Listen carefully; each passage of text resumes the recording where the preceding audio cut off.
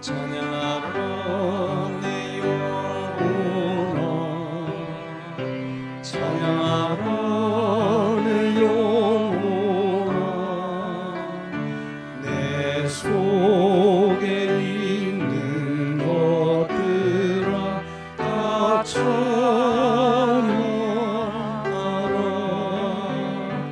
감사하라 내 영혼아, 감사하라 내 영혼아.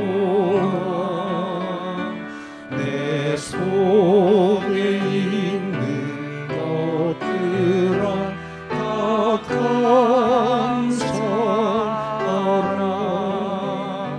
기뻐하라 내 영혼아, 기뻐하라 내 영혼아. 내 속에 있는 것들아 다 기뻐하라.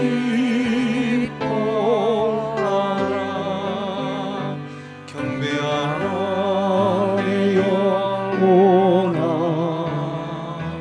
경배하라 내 영혼아. 내 속에 있는 것들아 다 경배하라.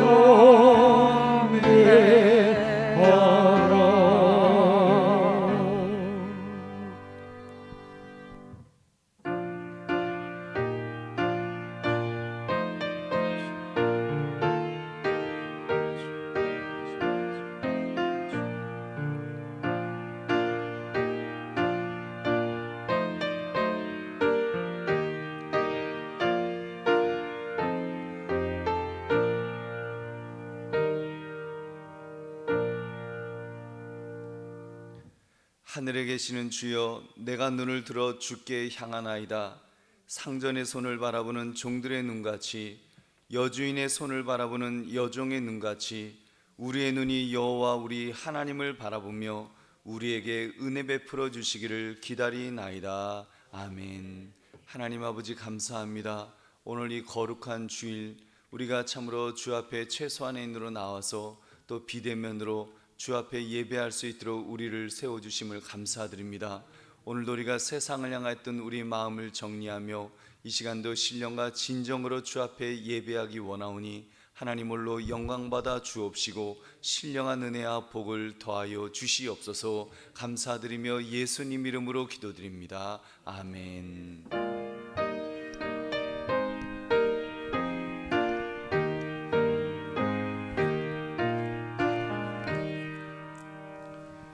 멸류관 보소서 주 앞에 드리세.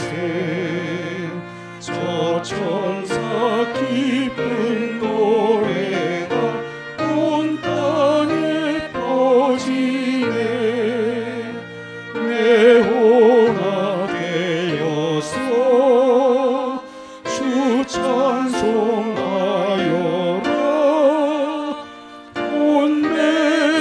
죄를 속하신 만왕의 왕일세. 멸류관 보소서 주 앞에 드리세. 그 손과 몸의 상처가 영광 중 빛나네. 하늘의 천사도 그 영광 보고서 고난의 신비 알고자 늘 흠모하도다. 멸류관 보소서 주 앞에 드리세. 온 세상 전쟁 그치고 참 평화 오겠네. 주보좌 앞에서 온 백성 엎드려 그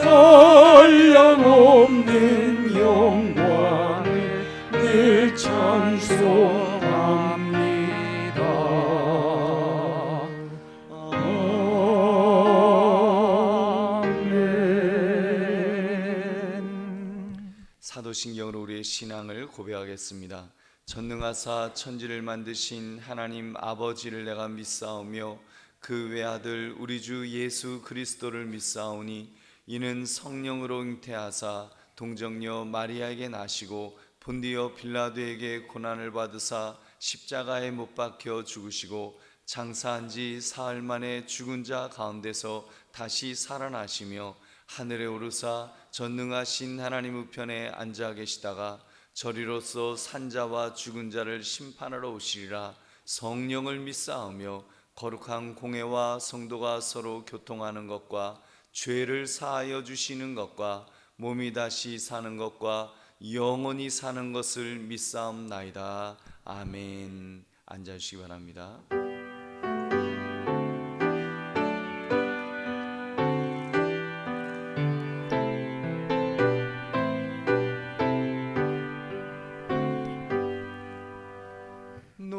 놀랍다 주님의 큰 은혜 우리의 죄를 속하시며 갈보리 십자가 위에서 어린 양 보혈을 흘렸네. 주의 은혜 우리의 죄를 다 씻었네. 주의 은혜 우리의 죄를 다 씻었네. 죄악은 성난 파도같이 우리 영혼을 위협하나 헤아릴 수 없는 주의 십자가에서 보이셨네. 주의 은혜 우리의 죄를 다 씻었네. 주의 은혜 우리의 죄를 다 씻었네. 죄악에 물든 영혼들을 주께서 피로 씻으시네. 지금도 흐르는 그 피에 눈보다 더 희게 씻으라. 주의 은혜 우리의 죄를 다 씻었네. 주의 은혜 우리의 죄를 다 씻었네. 비할 수 없는 은혜를 믿는 자에게 거저 주네. 형제여 주 앞에 나와서 거짓지 말고 받으라. 주의 은혜 우리의 죄를 다 씻었네. 주의 은혜 우리의 죄를 다 씻었네.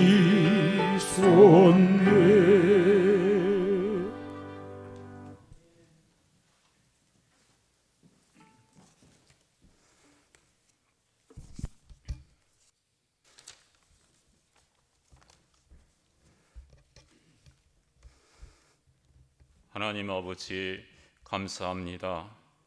험악한 세상 가운데서도 우리의 붙드셔서 걸음걸음을 붙드셔서 인도하시니 감사합니다. 세상의 제약 중에 마귀의 종노릇한 저희들을 부르셔서 제사해 주시고 하나님을 아버지라고 부르며 믿음으로 살게 해주셔서 감사합니다. 마땅히 주의 품성이 우리 속에 흘러나와 사랑, 온유, 겸손으로 이웃을 섬기며 사랑하고 섬겨야 하지만 그리하지 못하였습니다.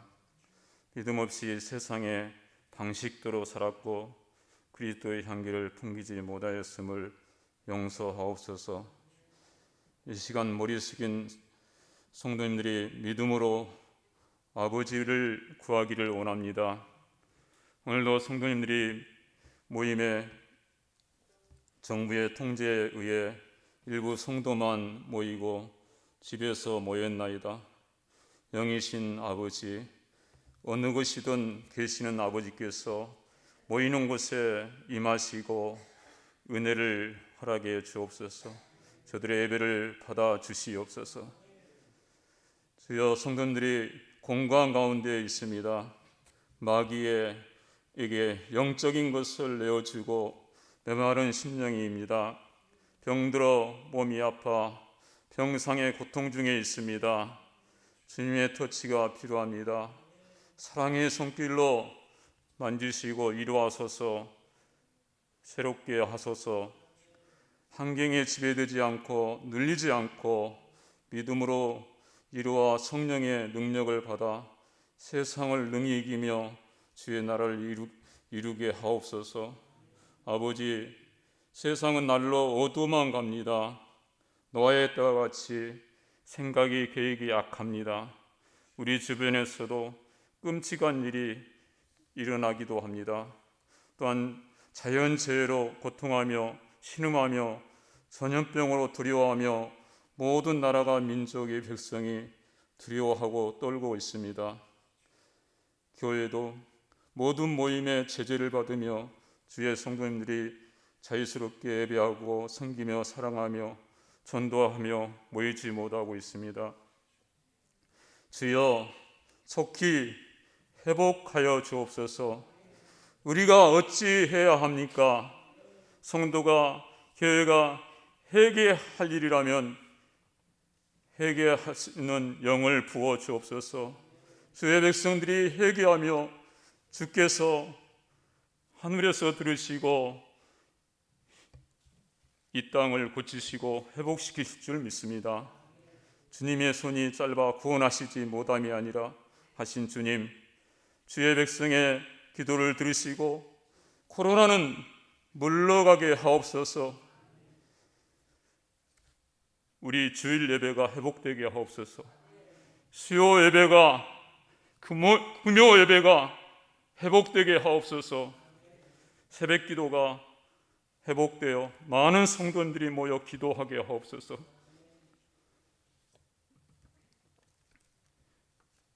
주님, 감사합니다. 주님의 말씀을 묵상하며 또한 새벽 기도에 주신 말씀을 우리 다 같이 또한 새기며 주님 앞에 기도하기를 원합니다. 사도 바울 선생님이 말씀하신 것처럼 이제 여러 증거로 말씀하시고 이제 주님의 부활이 확실하니 건실하여 흔들리지 말고 주의 일에 힘쓰는 자가 되라. 이 말씀을 우리 모두가 받게 하시고 이때에 우리가 흔들림 없이 주의 일에 더 힘쓰는 자가 되기를 원합니다. 사랑의 주님, 그래서 주의 일을 충성하고 나갈 때 우리 하나님께서는 그러한 자에게 상을 주시고 하나님께서는 큰 은혜로 부어주실 줄로 믿습니다.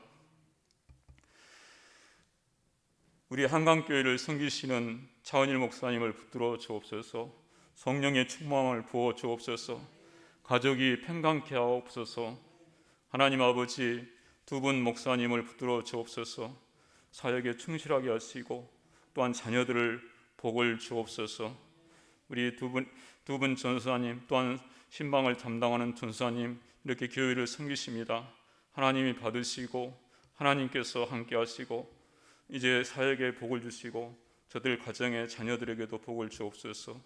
우리 장로님들이 헌신적으로 하나님 앞에 교회를 섬기며 성도님들을 섬겨 나갈 때 하나님께서 받으시고 하나님의 나라가 더 확장되고 이루어져 가게 하시고 아버지 하나님의 현실로 우리 성도님들이 아버지 하나님 믿음으로 세워지게 하옵소서. 하나님 아버지 또한 우리 장로님들이 사업이 복되게 하시고 가정이 복되게 하옵소서. 우리 모든 집사님들 우리 권사님들 믿음의 권속들을 붙드셔서 하나님의 믿음으로 이 세대를 이기며 이 세대를 돌파해 나가며 하나님께 영광을 돌리게 하옵소서. 하나님 아버지 감사합니다. 시간도 예배를 드리며 예배를 돕는 찬양을 받으시고 하나님께서 영광을 받아 주옵소서. 모든 말씀을 예수님 이름으로 기도드립니다.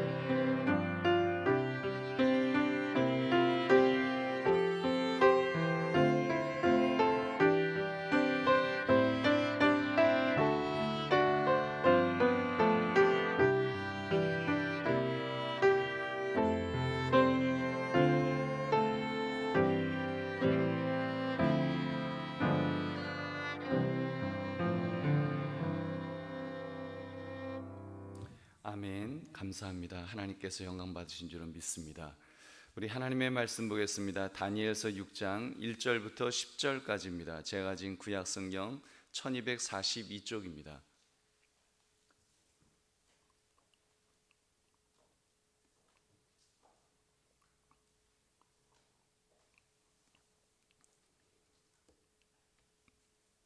다니엘서 6장 1절부터 10절까지입니다. 제가 하나님의 말씀을 읽겠습니다.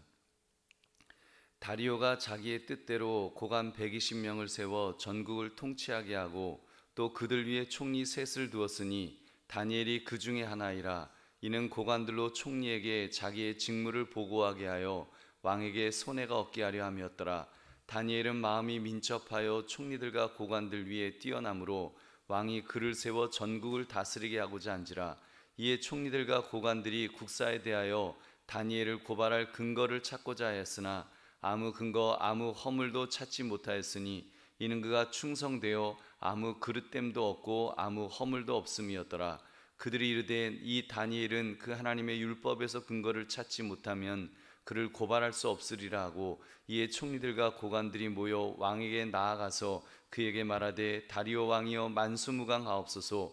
나라의 모든 총리와 지사와 총독과 법관과 관원이 의논하고 왕에게 한 법률을 세우며 한 금령을 정하실 것을 구하나이다. 왕이여 그것은 곧 이제부터 30일 동안에 누구든지 왕 외에 어떤 신에게나 사람에게 무엇을 구하면 사자굴에 던져넣기로 한 것이니이다.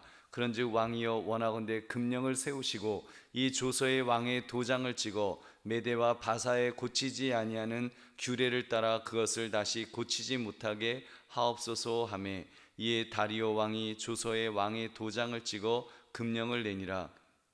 다니엘이 이 조서에 왕의 도장이 찍힌 것을 알고도 자기 집에 돌아가서는 윗방에 올라가 예루살렘으로 향한 창문을 열고 전에 하던 대로 하루 3번씩 무릎을 꿇고 기도하며 그의 하나님께 감사하였더라. 아멘. 오늘 거룩한 주일에 이렇게 또 최소한으로 주예전에 나와서 그리고 또 비대면으로 예배하시는 여러분들 위해 하나님의 크신 은혜와 복이 임하시기를 주님의 이름으로 축원합니다. 오늘 여러분과 함께 나눌 말씀은 비대면 예배 시대의 신앙 지키기, 비대면 예배 시대의 신앙 지키기라는 제목입니다. 여러분, 주말이 가까워지면 기독교인의 관심이 교회 예배 방식으로 몰리게 됩니다. 이번 주는 대면 예배를 드려도 되는 것인가? 아니면 이번 주도 비대면 예배밖에 드릴 수가 없는가? 교회 가고 싶은 마음이 있는 분들은 이 주제에 관심이 더 많이 쏠리지 않을 수 없을 것입니다. 가장 안전한 길을 택한다면 코로나19가 끝날 때까지 교회 가지 않고 그냥 집에서 비대면으로만 예배 드리는 것이 맞을 것입니다. 그러다 보니 요즘 분위기가 대면 예배를 주장하는 교회는 좀 이기적이고 또 반사회적인 집단으로 그렇게 보려는 분위기도 있습니다. 어느 목사님은 이런 말씀도 하셨어요. 요즘 같은 시대에는 불 꺼진 교회의 모습이 흉물이 아니라 오히려 하나님의 선하시고 기뻐하시고 온전하신 뜻이 무엇인지 분별하는 수준 있는 교회, 양심 있는 교회라고 그렇게 칭찬을 했습니다. 그러니 점점 더 비대면으로만 예배를 드려야 될 것 같은 그런 목소리가 힘을 얻고 있습니다. 지금은 우리가 싫던 좋던 지금까지 해왔던 대면 예배 형태의 그런 신앙생활을 할 수가 없습니다. 매주일 교회 나와서 성도들과 부대끼면서 예배드리고 성찬을 나누고 식사 교제를 하고 찬양대나 주일학교에서 침 튀기면서 찬양하며 교제하는 그런 방식을 이제는 지금 할 수가 없습니다. 적어도 앞으로 1년 이상은 겨우 예배만 드릴 수 있어도 감지덕지인 그런 시대인 것 같습니다. 그러다 보니 교회에 와서 봉사할 수도 없고 제대로 훈련받을 수도 없고 속 시원하게 은혜 받을 수도 없는, 어떻게 보면 좀 신앙의 정체기 또는 신앙의 쇠퇴기가 도래한 것 같아 조금씩 불안해져 갑니다. 여러분은 어떠신지요? 여러분, 사실 이런 비대면 예배 형태는 과거에도 있어 왔습니다. 교회에서 예배드리다 핍박이 있을 때는 초대교회는 땅속 무덤으로 숨기도 하였고, 북한의 지하교회는 지금도 혼자 이불을 뒤집어 쓰고 소리 죽여 찬송하거나 기도하면서 그렇게 믿음을 지켜오고 있는 분들이 있다고 합니다. 여러분, 그런 것에 비하면 현재 우리가 드리는 예배 형태, 비대면 예배는 너무나도 훌륭한 예배 형태임에 틀림없습니다. 함께 모이지만 못할 뿐 얼마든지 우리는 예배 드릴 수 있으니까요. 근데 여러분, 제가 판단할 때 치명적인 문제가 한 가지 있습니다. 기독교 역사를 보면 외부의 핍박으로 예배를 드리지 못하게 되었을 때는 지하로 숨을 망정 개인 신앙은 더 강해졌습니다. 죽으면 죽으리라는 이런 각오가 생겼으니까요. 그런데 오늘날 코로나19로 생긴 이 비대면 예배는 그런 외부적인 핍박이 없지요. 그러다 보니까 자칫 내가 편안한 곳에서 내가 편안한 시간에 내 마음대로 예배를 드릴 수 있다는, 소위 좀 안이한 예배를 드릴 위험이 있다는 것입니다. 여러분, 최선의 예배가 아니라 차선의 예배, 아니 우선순위에서 한참 밀린 그런 예배를 드리는 그런 신앙 형태가 될 수도 있다는 것이죠. 그리고 코로나19가 끝난 이후에 다시 대면 예배로 완전히 환원되었을 때도 편안하게 예배드리던 것이 습관이 되어서 영적 나태함으로 빠질 위험이 있다는 사실입니다. 지금 여러분은 비대면 예배를 드리면서 그러한 영적 위기감을 여러분 느끼고 계시는지요? 여러분께서 성경을 찾아보았습니다. 혹시 성경에 이렇게 비대면 예배를 드리면서도 성공했던 인물이 있었는가를 찾아보았습니다. 그리고 오늘 읽은 본문의 주인공 다니엘을 통해서 평생을 비대면 예배를 드리면서도 신앙을 지켰던 믿음의 선배를 발견하게 되었습니다. 그는 바로 다니엘입니다. 여러분, 다니엘은 여러분이 잘 아시는 것처럼 어린 나이에 유다 나라가 이제 망했을 때, 느부갓네살 왕에게 멸망을 당했을 때 바벨론으로 끌려갔던 청년 그런 포로였습니다. 그는 유대 왕족이었을 것입니다. 그렇기 때문에 느부갓네살 왕이 이스라엘 자손 중에서 왕족과 귀족으로서 흠이 없고 아름다우며 모든 지혜를 통찰하며 지식에 통달하며 학문에 익숙하여 왕궁에 설 만한 그런 소년들을 데리러 갈 때 그때 선택되었던, 그때 선발되었던 사람입니다. 어찌 보면 불행 중 다행이었습니다. 비참하게 포로로 끌려가서 노예 생활을 할 판이었는데 이제는 왕궁에서 왕의 음식과 그가 마시는 포도주를 즐기면서 갈대학자들의 학문과 언어를 배울 수 있었습니다. 인생 어떤 역정 같은 얼마나 멋진 기회를 지금 잡게 되었는지요. 그런데 여러분, 다니엘의 처지를 가만히 보시면 여러분, 영적으로 볼 때는 오히려 위험한 순간을 지금 맞이한 것입니다. 왜냐하면 환경적으로 절박할 것도 힘들 것도 없는 그냥 풍족하고 평안한 삶이 보장되었기 때문입니다. 부정한 것이 있다면 딱 한 가지였습니다. 예루살렘에서 제사를 더 이상 드릴 수 없다는 것, 별것 아닌 것 같지만 유대인에게는 가장 중요한 일이었습니다. 더 이상 예루살렘 성전이 존재하지 않았습니다. 더 이상 제사를 드릴 수 없었습니다. 아니, 제사장조차도 아무것도 남지 않았습니다. 그런 순간이 얼마나 위험한 것인지요.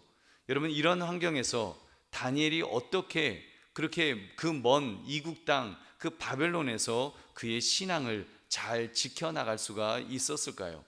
오늘 말씀 비대면 예배 시대의 신앙 지키기라는 제목을 가지고 다니엘이 어떻게 신앙을 지켰는가를 살피심으로 은혜를 나누시기를 주님의 이름으로 축원합니다. 여러분, 첫째, 다니엘은 신앙적 원칙을 분명하게 세웠습니다. 신앙적 원칙. 저는 그런 생각을 한번 해봤습니다. 다니엘이 유다 나라가 망하고 바벨론으로 끌려오는 이 도중에는 신앙적으로 제법 강했을 것입니다. 여러분, 수백리 수천리 길을 쇠사슬에 묶인 채 질질 끌려올 때 그 고통의 길, 그 죽음의 길 위에서 여러분 얼마나 절박하게 이렇게 믿음의 사람이라면 여호와 하나님을 찾았을까요? 엘리야의 하나님 하면서 그 바알과 아세라를 물리치었던 그 엘리야의 하나님 부르지 않았겠습니까? 아브라함의 하나님, 요셉의 하나님, 모세의 하나님, 우리를 구원해 달라고 얼마나 부르짖었을까요? 여러분, 믿음의 사람이 힘들고 어려울 때는 하나님을 찾게 되어 있습니다. 핍박이 있고 고통이 있고 괴로움이 있고 절망적일 때는 더 하나님을 붙들게 되어 있습니다. 부르짖어 기도할 수밖에 없기 때문에 설령 주여라고 소리는 못 질러도 침묵 속에서 어금니를 꽉 깨물면서도 주여를 그 깊은 내면 깊은 곳에서 그렇게 외칠 수 있습니다.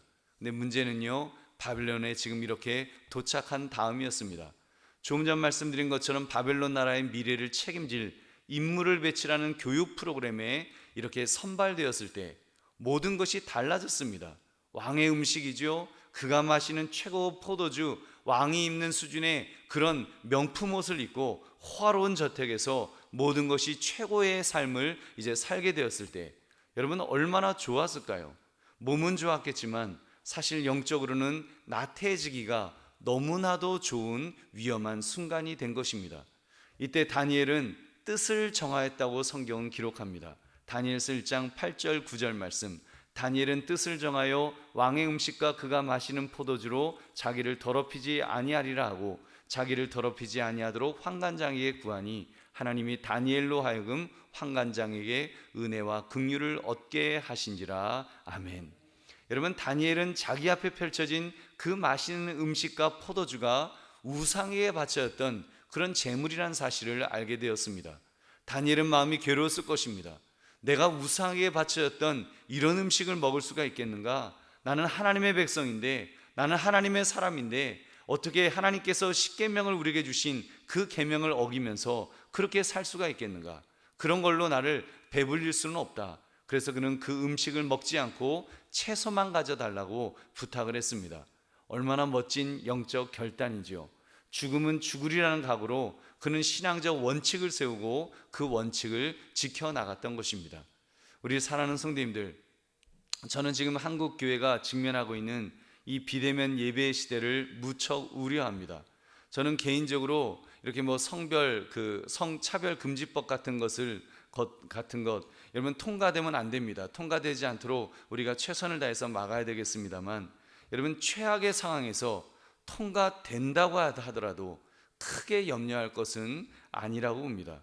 동성애를 반대하는 설교하면 이제 잡아간대요. 목사님들 다 잡혀간대요. 그런 세상이 된대요. 그런 말씀하십니다. 여러분 그 최악의 상황은 까짓것 감옥 가면 되죠. 여러분 그렇게 성경 말씀 전하다가 감옥 가면, 여러분 성경 말씀 전하다가 감옥 가게 되면 아마 한국교회 목회자는 위축되거나 벌벌 떠는 것이 아니라 정신을 더 바짝 차리게 될 것입니다. 그런 노골적인 핍박은 우리 믿음의 사람은 정신을 바짝 차리게 되는 그런 자극이 될 수 있다는 것입니다. 그런데 이 코로나19 사태는 어떠합니까? 저는 이 코로나19 사태를 이렇게 비유로 하면 찬물에 개구리 넣어서 놓고 불을 지펴 죽이는 그런 위험한 형국이라는 그런 생각이 듭니다. 차라리 뜨거운 물이면요, 잡아다 던져도 뜨거 하면서 거기서 뛰쳐나올 목사님들, 성도님들, 교회들이 많으리라고 봅니다. 근데 코로나19 사태는 찬물에 넣고 불을 지피는 형국입니다. 지금은 물이 뜨거운지도 모르고 뜨뜻하다, 시원하다 이러다가 근데 어느 순간 보면 우리의 살이 다 익어버리는 것입니다. 아차 싶어서 뛰쳐나러 갈 때는 이미 우리 살이 다 익어서 신경까지 다 익어서 꼼짝 못하고요 이렇게 죽게 되는 그런 형국이 되지 않을까 심히 염려됩니다. 어떤 교회는 헌금은 줄지 않았다고 자랑하는 교회도 있습니다. 제가 가만히 한국 교회를 보니까 큰 교회는 교회가 커서 재정적으로 큰 어려움이 없고, 작은 교회는 어차피 어려웠기 때문에 또 그럭저럭 또 견딥니다. 그러다 보니까 예배 참석하는 교인만 줄었습니다. 그 참석한다고 해도 교회 활동, 봉사를 할 수가 없습니다. 교회 와서 헌금뿐 아니라 시간으로 헌신했던 성도들이 헌신할 곳이 사라져버린 것입니다. 이제는 전도회 회의도 못하고 찬양대도 못하고 식당 봉사도 못하고 나가서 전도도 못하고 아무것도 못하게 되었습니다. 예배 드린 것 그조차도 비대면으로 예배를 드린 것 말고는 할 수 있는 것이 없어졌습니다.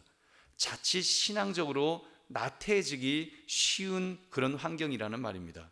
게을러지기 아주 최적화된 환경이 지금 만들어지고 있습니다. 여러분, 그러므로 여러분의 마음, 우리의 마음을 점검해 봅시다. 여러분 스스로에게 신앙적 원칙을 얼마나 엄격하게 세우고 있으신지요. 갑자기 많아진 시간을 주체하지 못해서 자칫 세상 문화에 휩쓸려 가고 있지는 않았는지 여러분 자신을 돌아볼 수 있기를 바랍니다. 적어도 다니엘은 그런 문제의식을 가졌습니다. 그것도 20살 전후의 어린 나이에 이미 신앙적 문제의식을 가지고 그는 뜻을 정하였노라고 그렇게 성경은 말씀합니다. 그렇게 뜻을 정했던 신앙적 원칙을 세웠던 다니엘이었기 때문에 하나님은 그를 들어서 크게 사용하셨습니다. 그의 생을 살펴보면 독특한 장점이 있습니다. 그는 단 한 번도 세상적 유혹에 넘어갔다거나 편안한 삶의 나태함에 빠졌다거나 방황했다는 기록이 없습니다. 어떻게 그가 그렇게 영적으로 깨어있는 인생을 그렇게 쭉 살아갈 수가 있었을까요? 그가 그럴 수 있었던 것은 여러분 그 신앙적 원칙을 분명하게 세웠기 때문이 아닐런지요. 나는 하나님의 사람이다. 나는 하나님이 싫어하시는 것을 먹을 수 없다. 그 한 가지 원칙이 그의 삶을 결정했습니다. 그의 삶을 이끌어 주었습니다. 그리고 그의 삶에 우리 하나님께서 너는 내 편이구나, 나 역시 너의 편이 되어 주겠다라고 그렇게 하나님께서 그 다니엘의 편이 되어 주신 줄로 믿습니다. 여러분, 다니엘이야말로 얼마나 하나님이 함께 하시는 그런 인물이었는지요. 그런 위대한 인물이 되었습니다. 바벨론이 망하고 메데 바사 나라가 생겼을 때, 여러분 다리오가 왕이 되었을 때도 그는 정권이 나라가 바뀌었는데도 총리로 또 섬겼습니다. 또 왕이 죽이기를 아까워했던 인물로 가장 믿고 인정했던 그런 인물로 쓰임받았습니다. 여러분, 그러므로 우리 힘들고 어려울 때뿐 아니라 여러분 쉽고 편안할 때에도 신앙적 원칙을 분명히 세우고 살아가시기를 주님의 이름으로 축원합니다. 두 번째, 다니엘은 원칙에 대한 세부 규칙으로 하루 3번 기도하기를 결심했습니다. 오늘 읽은 다니엘서 6장은 다니엘이 섬겼던 세 번째 왕 다리오 때의 일이었습니다. 여러분이 잘 아시는 사건이 하나 있죠. 그 일명 손가락 사건, 여러분 기억하실 것입니다. 바벨론의 두 번째 왕 벨사살이 교만해져서 예루살렘 성전에서 가져온 금잔들을 꺼내오게 하고 부어라 마시라, 거기서 술잔치를 벌였습니다.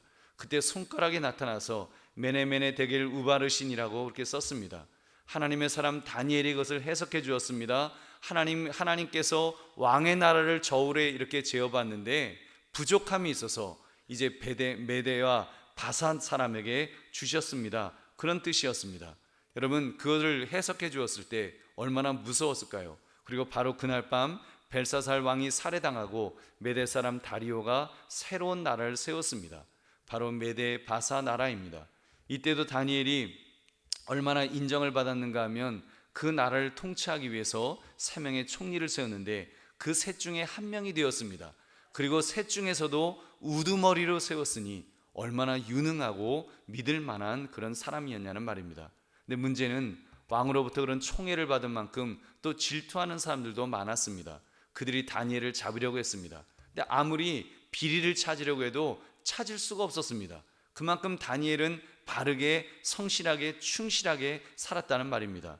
결국 대적들이 새로운 법을 만들어서 몰래 왕에게 옥새를 찍도록 그렇게 만들었습니다. 7절 말씀, 나라의 모든 총리와 지사와 총독과 법관과 관원이 의논하고 왕에게 한 법률을 세우며 한 금령을 정하실 것을 구하나이다. 왕이여, 그것은 곧 이제부터 30일 동안에 누구든지 왕 외에 어떤 신에게나 사람에게 무엇을 구하면 사자굴에 던져넣기로 한 것이니라.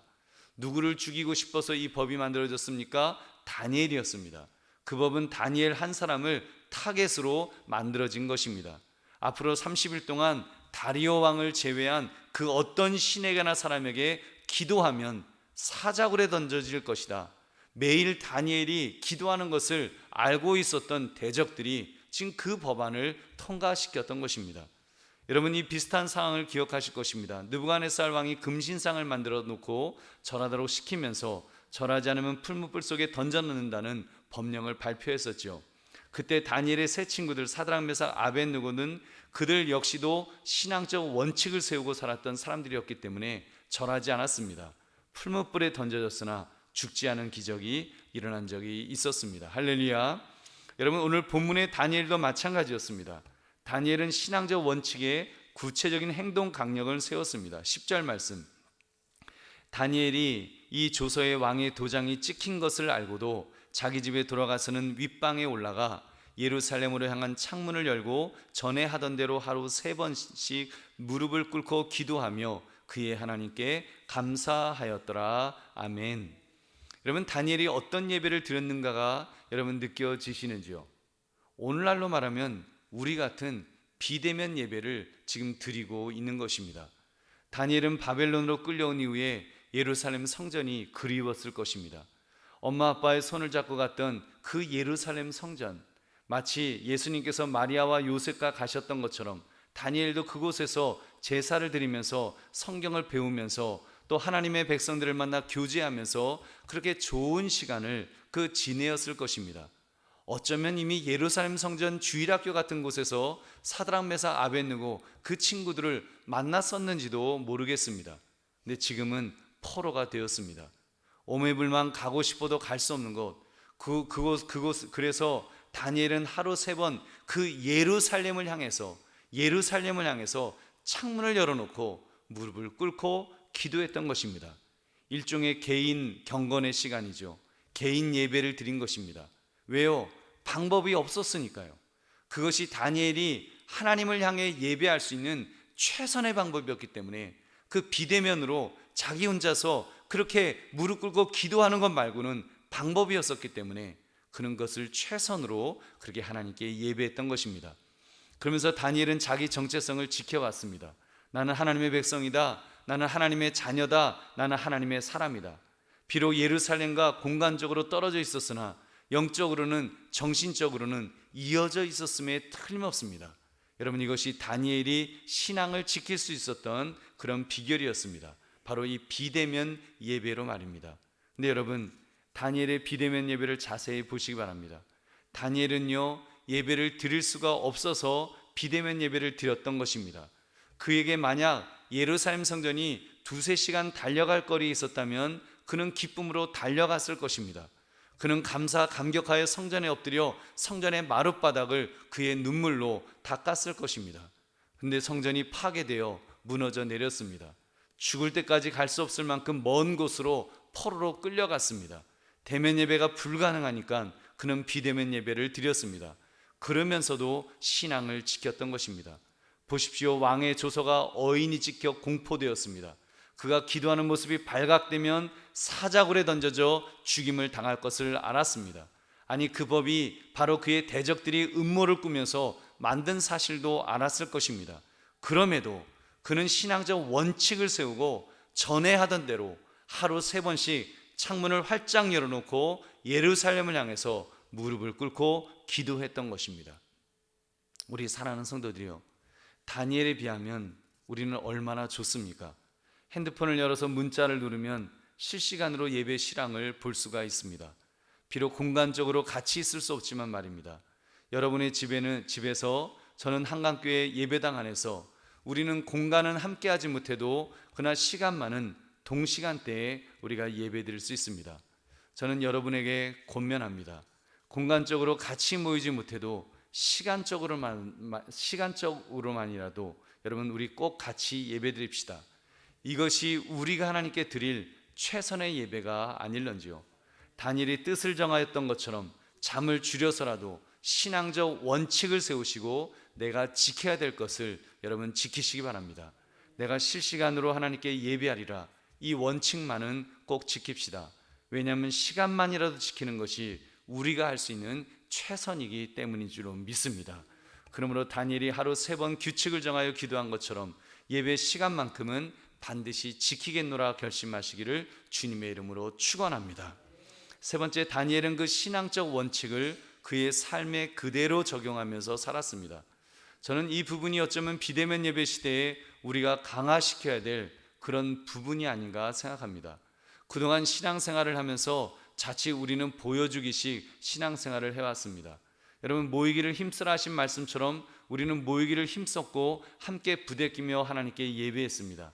그런데 이렇게 예배하다 보면 한 가지 단점이 있습니다. 그것은 자칫 안 그러시겠지만 다른 사람이 보면 잘하고 안 볼 때는 좀 대충 하려고 하는 그런 보여주기식 신앙생활을 할 위험이 조금은 있습니다.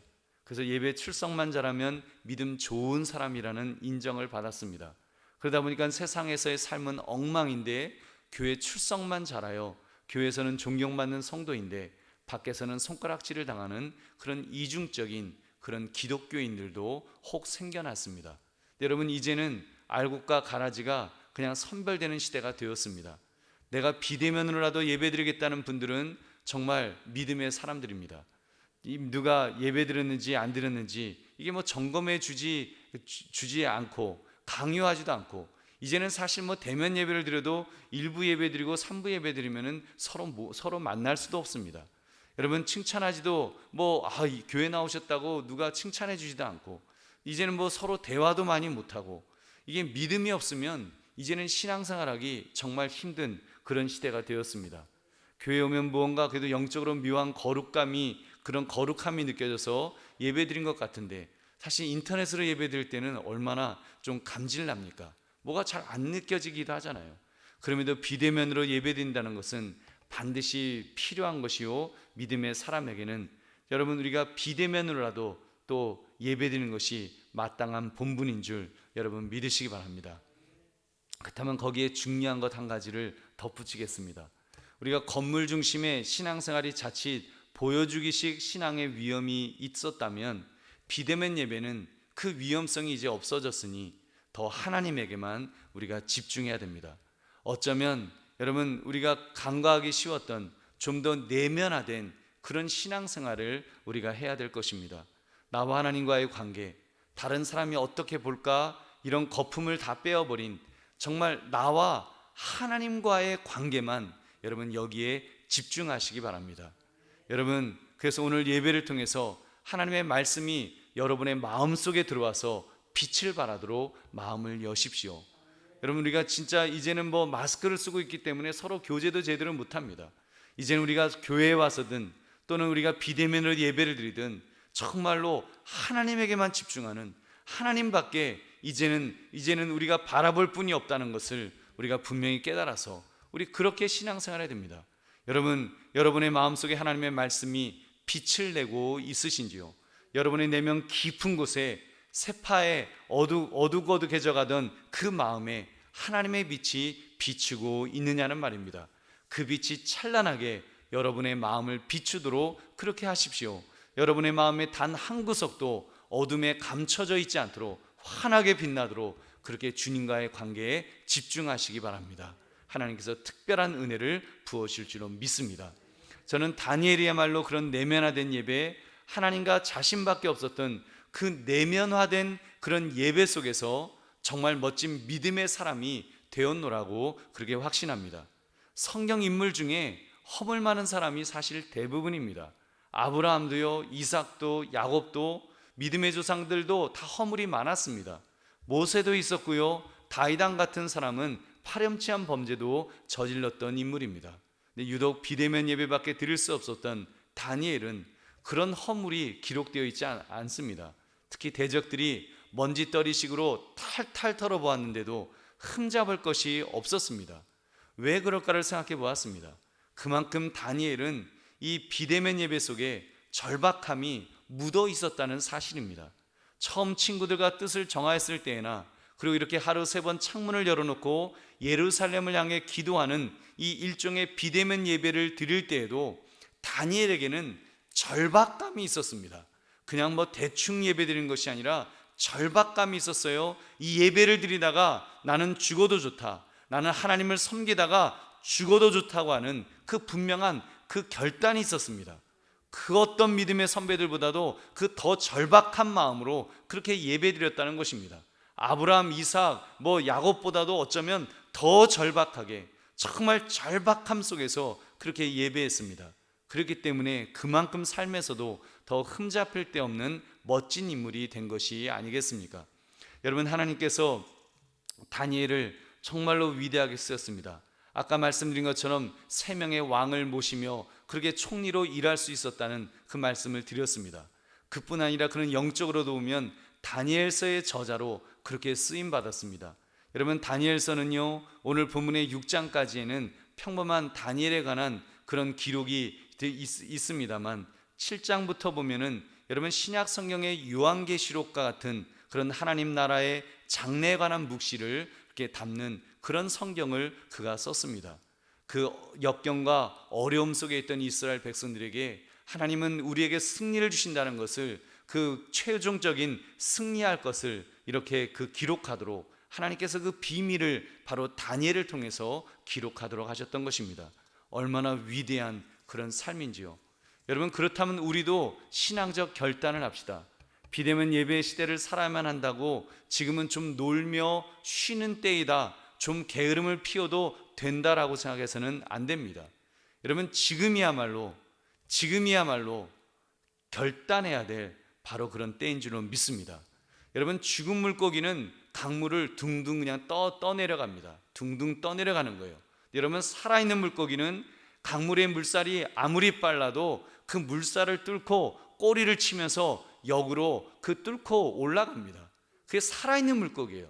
살아있는 물고기는 그렇게 하는 것입니다. 여러분, 믿음의 사람도 그렇게 살아야 됩니다. 비대면 예배밖에 드릴 수 없다고 느슨해지지 마시고 비대면 예배일 망정 최선을 다해 드리겠다고 결단합시다. 그리고 이제는 비대면 예배가 신령과 진정으로 드리는 예배가 되도록 더 예배에 집중해야 될 줄로 믿습니다. 특히 내 삶으로 드리는 예배가 되도록, 영적 예배가 되도록 여러분들이 생각의 전환을 가져야 합니다. 로마서 12장 1절 그 사도 바울은 말했습니다. 그러므로 형제들아 내가 하나님의 모든 자비하심으로 너희를 권하노니 너희 몸을 하나님이 기뻐하시는 거룩한 산 제물로 드리라. 이는 너희가 드릴 영적 예배니라. 아멘. 몸을 드리라는 것은 우리의 삶 전체를, 우리의 생활 전체를 하나님 앞에 드리라는 것입니다. 우리의 삶을 거룩한 산 제물이 되도록, 거룩한 산 예배가 되도록 그렇게 드리라고 하셨습니다. 어떻게 해요? 선한 행실을 통해서 그렇게 할 수 있습니다. 선한 영향력을 통해서 그렇게 해야 됩니다. 대적들이 아무리 탈탈 털어도 털릴 것이 없는 그런 인생을 우리는 살아야 합니다. 예수 믿는 아무개라면 믿을 만하다, 이런 소리를 들을 수 있어야 됩니다. 그렇게 할 때 하나님께서 영광 받으실 것이고 하나님께서 승리를 주실 줄로 믿습니다. 그러므로 신앙적 원칙을 교회 밖 여러분의 삶의 현장에까지 그대로 적용하며 사시기를 주님의 이름으로 축원합니다. 말씀을 맺습니다. 비대면 예배 시대의 신앙 지키기, 여러분 믿음의 선배 다니엘이 너무나도 성공적으로 잘 해내었습니다. 사자굴에 던져졌을 망정 죽지 않았고 오히려 대적들을 사자굴에 던져 죽일 정도로 그는 신앙 지키기에 성공했습니다. 사랑하는 성도들이여, 그렇다면 우리도 그렇게 할 수 있습니다. 여러분, 첫째, 반드시 신앙적 원칙을 우리도 세웁시다. 여러분, 비대면 예배 어쩌고 하면서 혼란스러울 때, 여러분 혼란스러워서 막 한국교회가 어떻게 될지 잘 알지 못할 때, 우리가 개인적으로, 여러분 누가 시키지 않아도 정말 내 스스로 신앙적 원칙을 분명히 합시다. 나는 하나님이 기뻐하시는 삶을 살리라. 다시 한번 초심으로 돌아가셔서, 여러분 다시 한번 초심으로 돌아가셔서 반드시 결단해야 될 것을 결단하시기를 주의 이름으로 축원합니다. 그리고 둘째, 그 신앙적 원칙을 따라서 세부 규칙을 만드시기 바랍니다. 다니엘이 예루살렘을 향해 하루 3번 기도했던 것처럼 여러분 적어도 지금 이때에는 시간만은 포기하지 않으리라. 우리가 이런 결단이 필요하다고 저는 믿습니다. 내가 설령 비대면 예배를 드린다고 할지라도 시간만큼은 실시간으로 예배에 우리 믿음의 공동체와 함께 그렇게 예배하리라, 이 결단을 하시기 바랍니다. 그 이상으로 내가 시간이 많아진 이 시대에 더 하나님께 가까이 나아가리라, 더 말씀을 공부하리라, 더 훈련을 받으리라, 이런 세부적인 규칙을 여러분 세워보시기 바랍니다. 우리 교육자들도 하나님 앞에 기도하면서 우리도 한 번도 경험해보지 못했기 때문에 많이 당황했지만, 그러나 비대면 우리가 할 수 있는 또 성경 공부와 비대면으로 할 수 있는 그런 예배와 그런 것들을 계속해서 지금 논의하고 또 연구하고 그렇게 준비하고 있습니다. 여러분, 우리가 비대면이지만 오히려 우리가 더 하나님 앞에 가까이 나가서 더 열심히 하나님을 붙들고 또 신앙생활 할 수 있도록 훈련하고 또 섬길 수 있는 그런 길을 우리가 찾게 될 줄로 믿습니다. 그래서 여러분, 우리 그런 것들을 잘 만들어 갑시다. 그리고 세 번째, 그 신앙적 원칙을 이제는 내 삶의 현장에 반드시 적용하십시오. 여러분, 그동안 우리 교회에서 봉사하느라고 너무 바빴잖아요. 이제는 교회에서 봉사할 그런 기회가 없습니다. 여러분, 우리가 그동안 교회에서 봉사했던 그 모든 것들을 여러분 적어도 지금 이 비대면 시대 이때야말로 여러분 세상을 향해서, 여러분 이웃을 향해서 우리가 섬길 수 있는 최고의 기회인 줄로 믿습니다. 여러분, 교회의 이름으로 또는 단체로 움직이기는 힘든 때입니다. 그러나 여러분 개인적으로 정말 여러분이 예수 믿는 사람으로서 여러분 바로 가까이 있는 누군가를 섬기고 누군가를 위로하고 누군가를 도울 때 하나님께서 영광 받으실 줄로 믿습니다. 또 내 삶 속에서 아무도 보지 않는다고 할지라도, 내가 설령 마스크를 쓰고 있다 할지라도 정말 하나님의 사람으로서 나는 하나님의 사람답게 살리라고 결단하며 그렇게 살아야 될 줄로 믿습니다. 여러분, 그것이 영적 파워입니다. 그것이 영적인 힘입니다. 목소리 깔고 주유하는 것이 영적 파워가 아니라 내 삶의 현장에서 말씀대로 살아내는 것, 그래서 상대방이 그 사람의 인격 앞에 존경을 표할 수 있을 정도로 사는 것, 그것이야말로 최고의 영적 파워가 아닐런지요. 여러분, 그렇게 할 때 하나님께서 더 큰 은혜를 주실 줄로 믿습니다. 더 큰 복을 주실 것입니다. 더 큰 기적을 이루게 하실 줄 여러분 믿으시기 바랍니다. 그러므로 비대면 예배 시대에 더 정신을 차려서 우리의 신앙을 잘 지켜나가시는 저와 여러분 되시기를 주님의 이름으로 축원합니다. 기도하겠습니다. 오늘 말씀 생각하시면서 하나님, 이 비대면 예배 시대에 하나님 그렇게 신앙을 지키면서 살아갈 수 있도록 해달라고 우리 하나님 앞에 함께 기도하겠습니다. 하나님, 이 시간도 주여 주 앞에 우리가 나왔습니다. 하나님, 주의 말씀을 붙들며 이렇게 나왔습니다. 하나님 아버지, 온전히 하나님 안에서 하나님 아버지, 온전히 하나님의 그런 인도하심 속에서 하나님 아버지요, 아버지 주여 주를 바라며 아버지 하나님 주의 그런 은혜와 함께 하심으로 하나님 아버지 이렇게 나아가기를 주여 원합니다. 우리 아버지요, 아버지 붙들어 주시기를 원합니다. 성령 하나님 참으로 은혜를 더해 주시기를 원합니다. 하나님 아버지, 아버지 인도하셔서 하나님 아버지요, 아버지 은혜를 다하여 주셔서 주님, 주님, 주님 안에 하나님 아버지 이런 속 이렇게 나가며 살아갈 수 있도록 우리 아버지, 아버지 인도해 주시기를 주여 원합니다. 하나님 아버지 함께 하셔서 하나님 아버지 은혜를 다하여 주셔서 주님, 주님 속에서 온전히 주여 주를 바라며 온전히 하나님 아버지 하나님을 의지하며 이렇게 살아갈 수 있도록 우리 아버지요, 아버지 역사여 주시옵소서. 주님, 주님 믿음의 삶 되기를 원합니다. 하나님 다시 한번 결단하기를 원합니다. 이내면 예배만 하나님 아버지 그럴수록 더 주여 주를 바라보게 하시고 더 주님 안에서 하나님 아버지 이렇게 살아가는 모두가 될 수 있도록 주여 역사하여 주시옵소서. 주여 인도하여 주시옵소서. 은혜 내려 주시옵소서.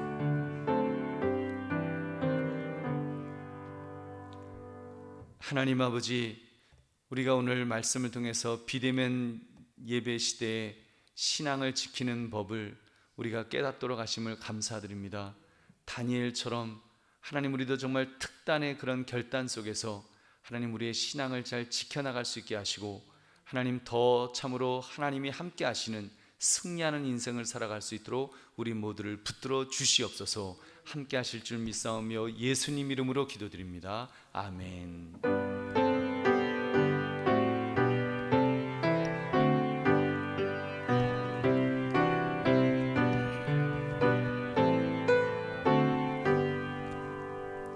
환난과 핍박 중에도 성도는 신앙 지켰네.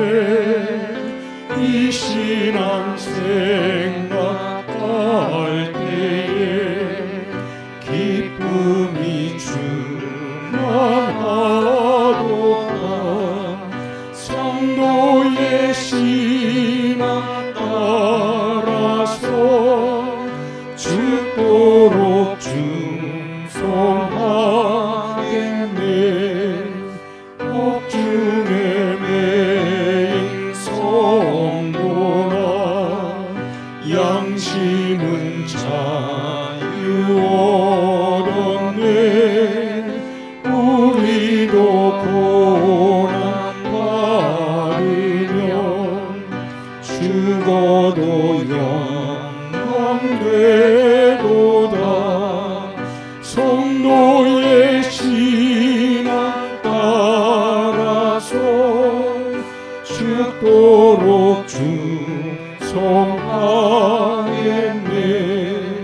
성도의 신앙 곳마다 원수도 사랑하겠네. 인자노라 행실로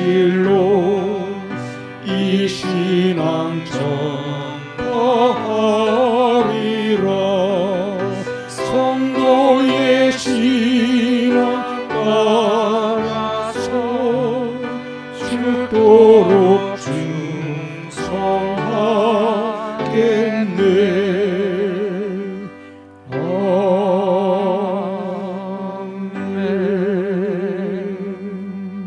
하나님 아버지 감사합니다. 오늘도 우리가 주 앞에 나와 예배하면서 세상에서 귀하게 여기며 어렵게 얻은 물질 일부를 가지고 나왔습니다. 모든 것 하나님이 주셨다는 것을 인정하면서 10의 1을 구별하여 11조를 주 앞에 드립니다.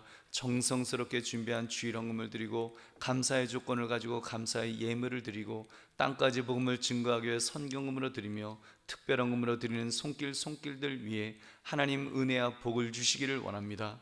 우리가 하나님을 간절하게 붙들고 나가면 하나님은 우리를 책임져 주시고 우리를 붙들어 주실 줄로 믿습니다. 우리에게 복 주실 줄로 믿습니다. 우리를 책임져 주실 줄로 믿습니다. 코로나 같은 그런 모든 위험들로부터도 우리를 지켜주실 줄로 믿사오니 늘 우리 모든 주의 백성들 하나님의 그런 은혜와 복을 받으며 그렇게 살아갈 수 있도록 복의 복을 더하여 주시옵소서. 하나님이 물질이 교회가 교회다운 일을 감당하는데 가장 은혜롭게 효과하게 쓸 수 있도록 복을 더하여 주옵소서. 감사드리며 예수님 이름으로 기도드립니다. 아멘.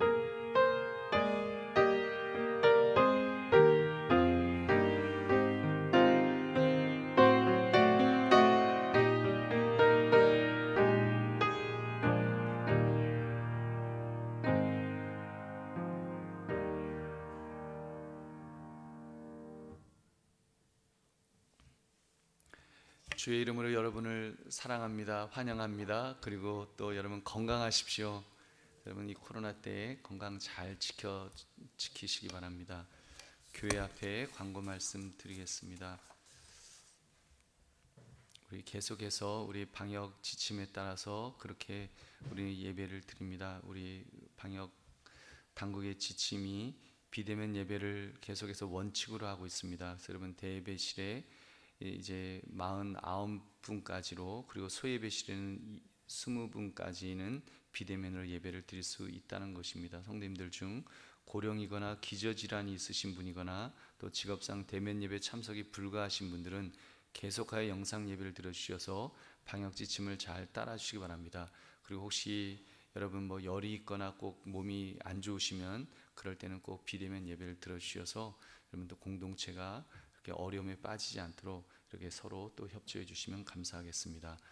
주일 대예배 및 새벽 기도에도 그 비대면 예배에 필요한 최소인으로 모일 수 있도록 그래도 협조해 주시기 바랍니다. 모든 주일학교 예배는 그 영상 예배로 대체합니다. 그리고 여러분 그 3번 보시면 알림 3번 보시면 가정예배 순서지 여러분 10월 1일은 추석입니다. 가정예배를 드릴 수 있도록 순서지를 준비했습니다. 안내대에서 가져가시기 바라며 편지로도 발송하여 싸우니 여러분 혹시 받지 못하신 분들은 구역장께 파일로 또 받으시기를 바랍니다. 온라인 헌금 안내 참고해 주시고 또 우리 우리 문흥기 청년이라고 우리 문흥기 청년이 좀 안타까운 일입니다만 이 코로나로 너무 힘든 때에 이렇게 하던 사업을 정리하게 되었습니다. 그래서 새 옷을 기증을 많이 하셨어요. 여러분 필요하신 분들은 예배 후 교육자에게 말씀하시고 가져가시기 바랍니다. 여성 의류입니다, 여러분. 그리고 장례가 있었습니다. 지난 수요일 22구역 양정순 권사님 부친께서 소천하였습니다. 유가족을 위로해 주시기를 바랍니다. 담임 목사 동정 참고해 주시기 바랍니다. 우리 다 같이 일어나셔서 주기도 성불운의 축도함으로 예배를 마치겠습니다.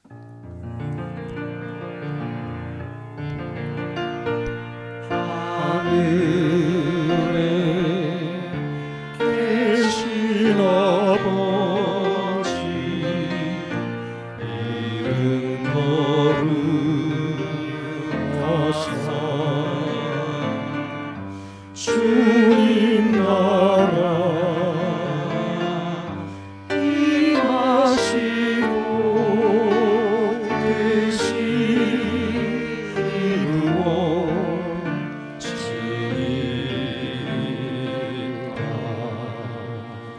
일용할 양식 주시고 우리들의 큰 죄 다 용서하옵시고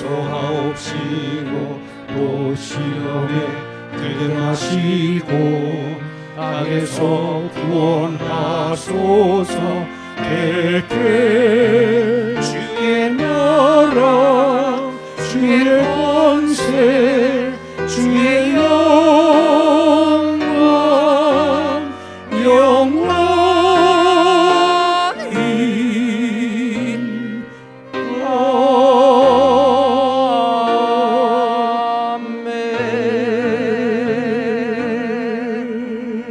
아멘.